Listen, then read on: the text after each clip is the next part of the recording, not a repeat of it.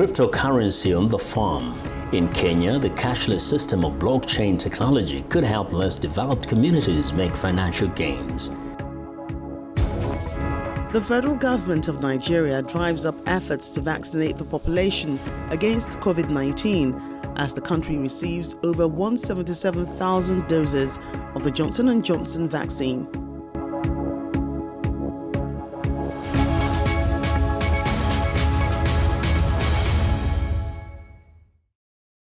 Hello and thanks for tuning into the show that goes around the continent to bring you stories near and far. I'm Joke Rogers at Channels Television here in Lagos, and I'm joined by Vincent Makori from the Voice of America in Washington. Well, thanks. I'm Vincent Makori at the Voice of America. Happy to be with you again for another edition of Africa 54. Our broadcast here looks a little different because of the global pandemic, but we truly appreciate you staying with us on Africa 54. Let's start off with the latest from Nigeria. Channels Television in Lagos brings you that story. As part of efforts by the federal government of Nigeria to inoculate its population against COVID-19, the nation has received over 177,000 doses of the Johnson & Johnson COVID-19 vaccine. Hard-to-reach populations and security-compromised communities are the next target for these vaccinations. Executive Director of the National Primary Healthcare Development Agency, Dr. Faisal Shuaib, says the shipment is part of a 29.8 million doses procured by the federal government through the African Vaccine Acquisition Trust. Officials of the African Center for Disease Control and Afreximbank hand over 177,600 doses of Johnson & Johnson COVID-19 vaccine to the federal government in Abuja. This shipment is the first tranche of the 29.8 million doses of Johnson & Johnson vaccine procured by the federal government through the African Vaccine Acquisition Trust. A WHO country representative describes the vaccine as a game changer for Nigeria as the country battles a third wave of the virus. This pandemic still has a long way to run. Nigeria is already experiencing a third wave. The Johnson & Johnson Janssen vaccine we have today was listed for emergency use by WHO on the 12th of March. These vaccines are safe and effective and will be the game changer. Officials of UNICEF and the African Center for Disease Control explained the rationale for choosing the Johnson & Johnson vaccine and encouraging citizens to get vaccinated. The vaccine has a long shelf life and favorable storage condition. Last but not least, the vaccine is partly manufactured on the African continent, with fill-finish activity taking place in South Africa. Our target is to deliver almost 50 million vaccines before the end of December. This is the time to step up and get vaccinated, to take your responsibility. The vaccines are coming in, and we must do our part. Unlike the AstraZeneca vaccine, the Johnson & Johnson will only be deployed to hard-to-reach populations. Because it is a one-dose effective vaccine, these doses will be focused on those who are in the hard-to-reach areas. That is to say, the riverine areas, desert communities, security-compromised areas, and also the elderly. Nigeria's COVID-19 infection rate has continued to spike in the last 3 weeks, averaging 500 new cases per day. But the government says the situation is not so bad as to warrant another lockdown yet. So let's get more on this. Joining us now is Dr. Akiala Ishaku, Senior Lecturer, Nasarawa State University, and Infectious Disease and Public Health Epidemiologist. Thank you for joining us today on Africa 54. Yeah, thank you for having me. So we have received the J&J vaccines. Let's take a look back. Only less than 2% of the entire population in Nigeria has been vaccinated. How satisfactory would you say the previous rollout exercise was? And what should be the distribution pattern this time? Yeah, I think I want to comment and congratulate Nigeria for receiving the J&J vaccine. Looking at the rollout for the AstraZeneca Oxford, it is quite poor in terms of percentage of administration, which is between 1 to 2%. So the rollout is a bit poor. This is because a lot of people did not even take their second jab, dose of the jab, because of associated side effects and also associated injuries sustained from the first dose.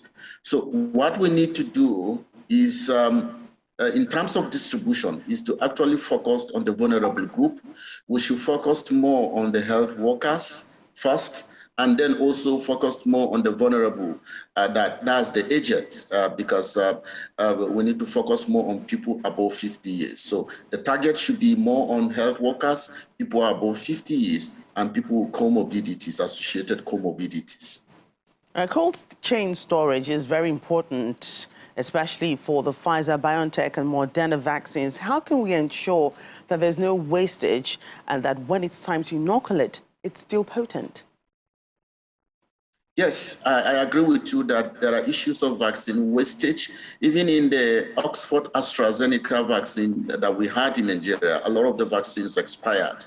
A lot of people could not be able to take their second dose because of the expiration of the vaccine and also the peculiarity in terms of the storage condition for the vaccines.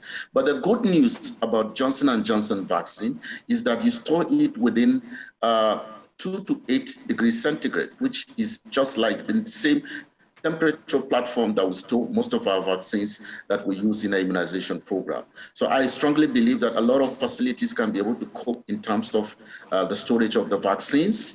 Now, also think that we can minimize vaccine shortages. All right, so vaccine hesitancy was rife then and probably still is now, even though the Presidential Steering Committee says the rollout, in a way, met its target. What can be done to tackle this challenge? Yeah, what we need to do is to do more of the buy-in buy-in strategy. We need a lot of coordination. We need a lot of strategic coordination among stakeholders. We need to see more traditional rulers getting involved.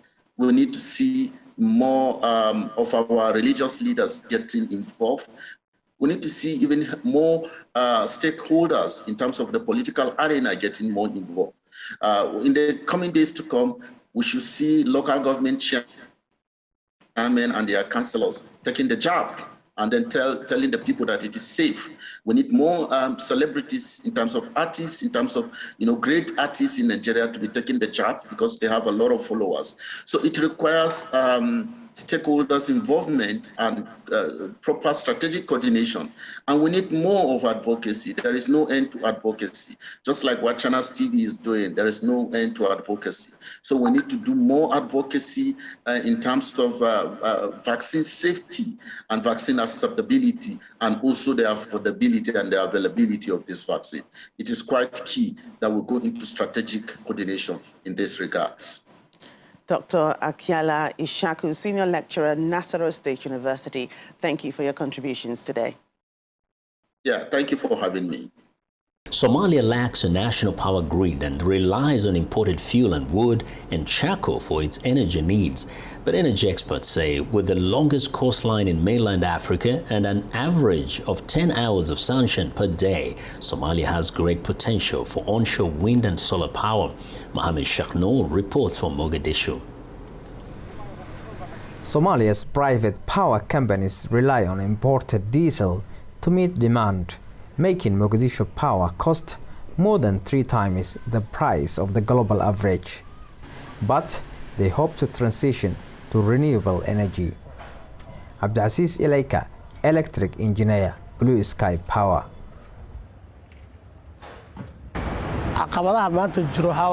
The challenge for the sector is that solar power is relatively new and there is a lack of investment. We have the skills and the technology is readily available, but we lack needed investments to tap onshore and hydropower to make use of these abundant resources. To help jumpstart renewables, a group of private companies this year formed the Somalia Green Energy Association, SOGEA.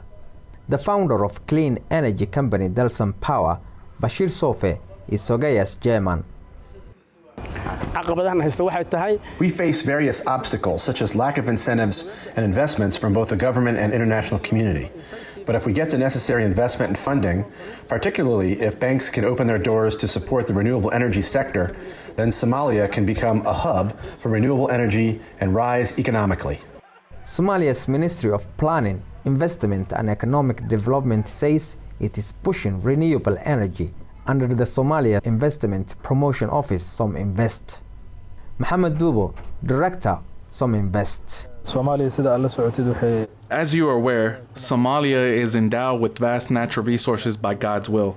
Among the renewable energy resources include wind and solar energy. Our wind speeds are quite high, even the fastest in the world, and these can generate substantial electricity. A 2018 African Development Bank study noticed Somalia has the highest potential of any African nation for onshore wind power, if it can only harness the wind. Samatar Mohammed, Economics Lecturer, Mogadishu University. Somalia is not exporting renewable energy. Maybe it is because the country lacks experience. If we can take advantage of our abundant renewable energy, the price of a kilowatt hour would not be as expensive as it is. The utility rate would be cheap, and everyone would be able to afford electricity. As the world moves to clean energy, Somalia's energy industry hopes to move with it and find its place in the sun. Mohamed Shaghnour for VOA News, Mogadishu, Somalia. Dozier Iguelo is using electronic and plastic waste to create solar lamps for hospitals and families in rural and peri-urban communities of Nigeria. By recycling waste to value, he's not only solving an environmental problem, but also providing electricity.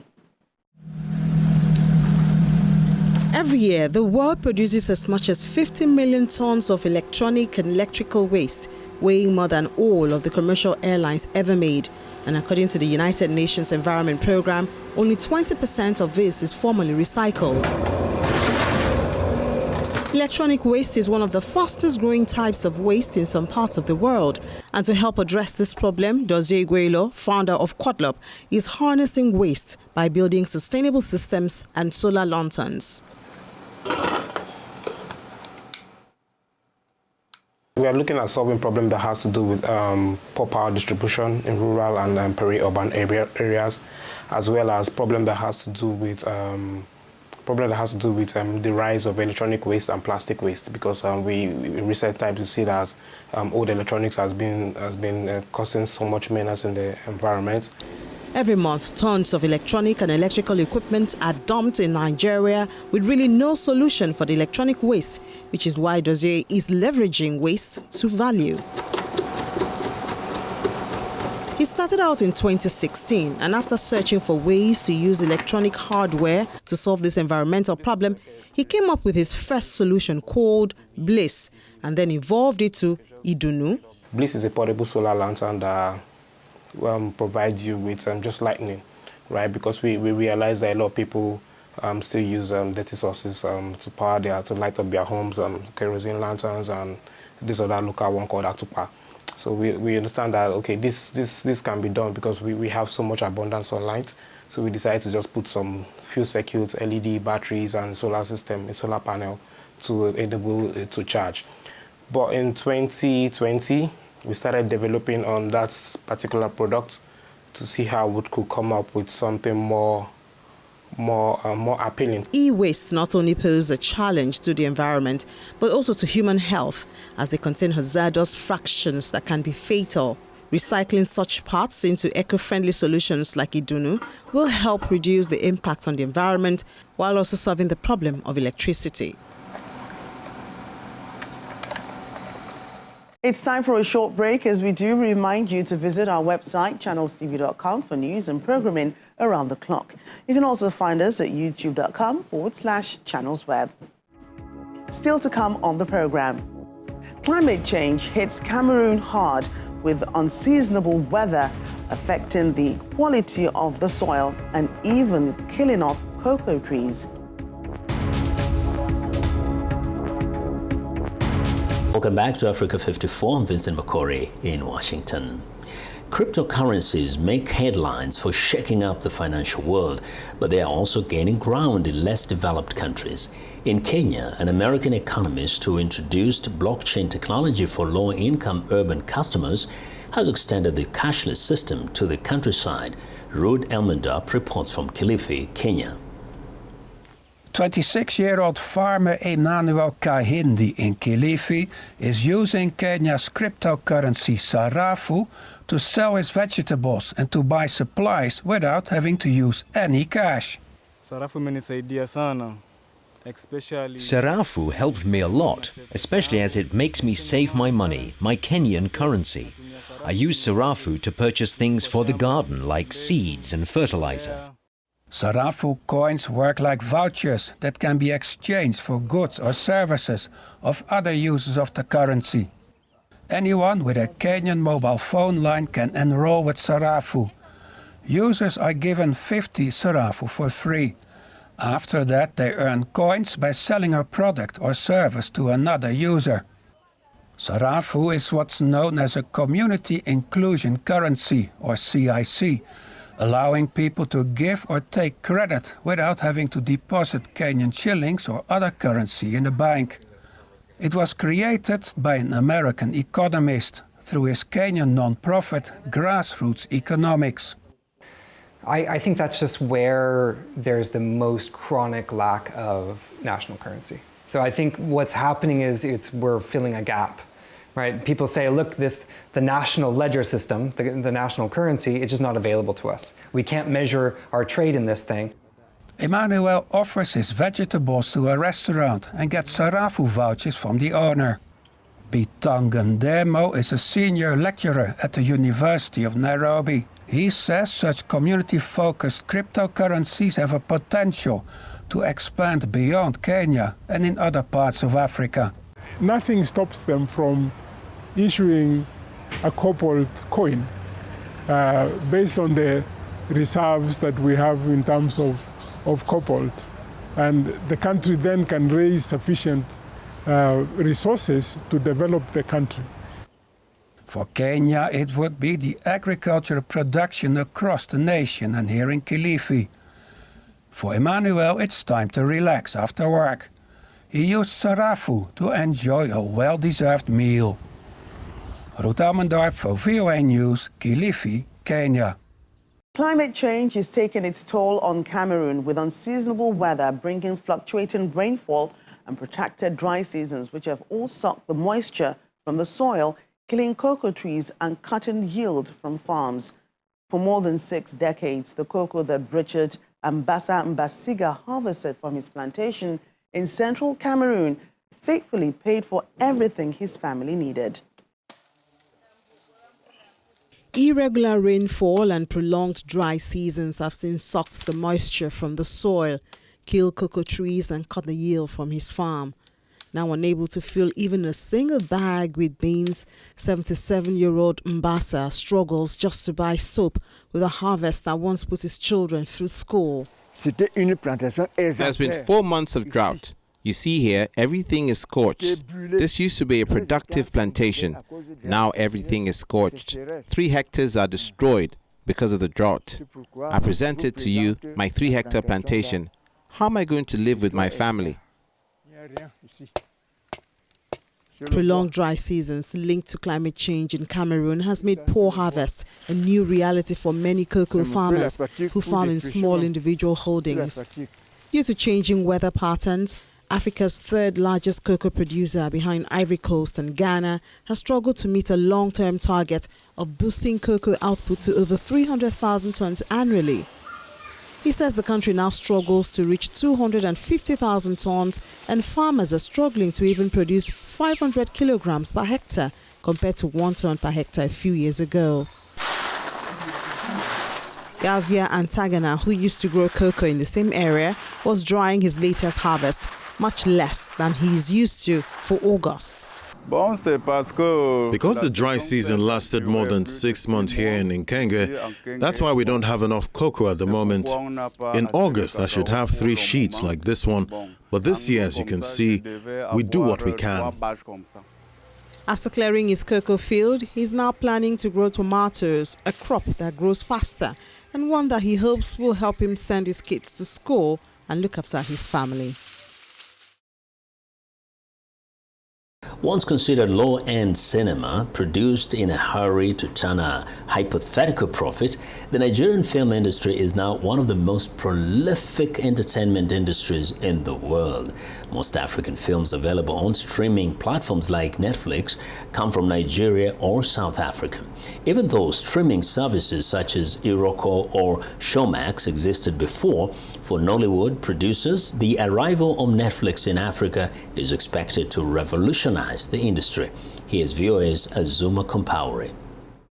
They want your dad to turn it down. Whether she produced or acted in it, you have probably seen her name attached to well over 30 movies streaming on Netflix. Nollywood superstar Omoni Oboli, like many other African filmmakers, have been involved with production from the continent that have acquired worldwide exposure thanks to the streaming service giant. She says getting your movie on Netflix is a game changer. People were watching our movies all over the world, but most of it was piracy. Now our movies are available to the whole world, and they're available legally and financially beneficial to us. So I would say Netflix has come to open a different world to our movies. Netflix coming into Africa, it's like a dream come true for us, because now we know that we have a platform that can take our films to the global market.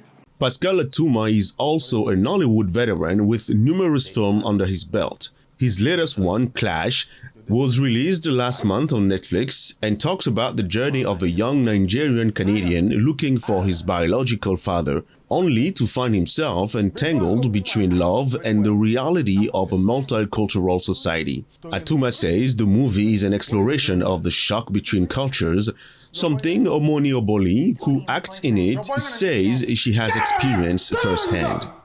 I live in Canada and Nigeria, right? I see the clash of both cultures. My kids had to move from Nigeria to Canada, right? So I see that there is a whole world of difference. Their friends come into the house. I see the difference. So you're from one extreme and the other people are from the other extreme. How do you balance this? What are you doing here? They're just kids. They're just hanging out. Hanging out. They're just hanging out in the bedroom with Relax. Atuma says shooting Clash in Nigeria and Canada was a strategic move. Calm down now. So we wanted to show the Canadian government, in particular, that a movie led by a Nigerian, directed by a Nigerian, Canadian, produced by Nigerian, but the head producer, and produced with some Canadians, that we can combine to make progressive projects that can go global.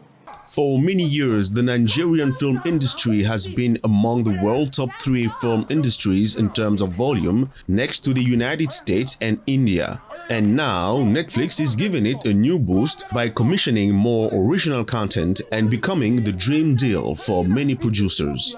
But what Oboli wants above all is to see more female directors and producers in Nollywood being recognized for their work with no criticism. People would criticize what they can't understand. You're this little woman who's supposed to be in a little corner doing little things, and you're trying to do big things. So they're going to criticize it. It's okay. I'm not going to let that stop me. I'm not looking to them for validation. I know who I am. With Netflix now looking to diversify its programming by adding more original content, Pascal Atuma says African producers are ready. They have the languages, the cultures, and most importantly, an international audience that has yet to discover all the African stories that will soon populate the small screens. Well, and that's our show for today. You can find all the continent's top news and world news online at voaafrica.com. Check it out. I'm Vincent Makori in Washington. Channels Television has our last word from Lagos. We look forward to bringing you another show next week. Do remember that channelcv.com is your source for news and other programming. I'm Joke Rogers. Thanks for watching and goodbye.